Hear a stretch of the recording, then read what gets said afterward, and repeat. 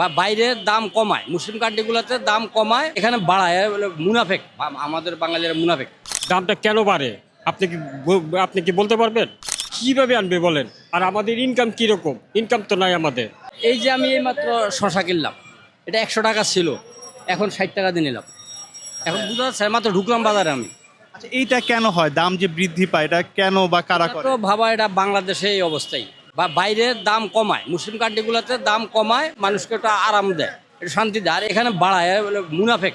আমাদের বাঙালিরা মুনাফেক। এখন কাঁচা বাজারের কিরকম দাম, কি কমছে না বাড়ছে? আপনাদের কি নাগালের ভিতরে আছে দাম? না, আমাদের কোনো নাগালের ভিতরে নাই, আমাদের নাগালের বাইরেছি। সরকারের কি কিছু করণীয় নাই? সরকার কি করতে পারে? না, এটা যদি মনে করেন সরকার যদি ইচ্ছুক থাকে তাহলে বাজারটা সে নিয়ন্ত্রণ ঠিকই রাখতে পারবে। উচ্চবিত্ত, নিম্নবিত্ত, মধ্যবিত্ত নাই, সবারই একই প্রশ্ন যে দাম কেন বাড়ে।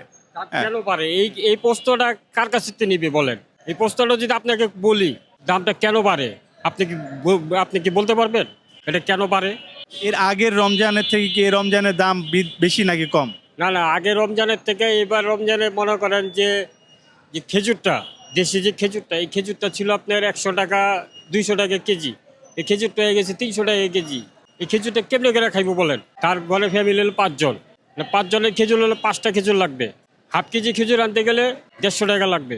কিভাবে আনবে বলেন? আর আমাদের ইনকাম কিরকম? ইনকাম তো নাই আমাদের। আপনাদের যে এখন তো অটো গাড়িও আছে, আপনাদের তো পায়ে চালিত, আপনাদের কি এখন ইনকামে পোষায়? না না, আমাদের ইনকাম আগে যেটা ছিল ওই ইনকামটা এখন নাই।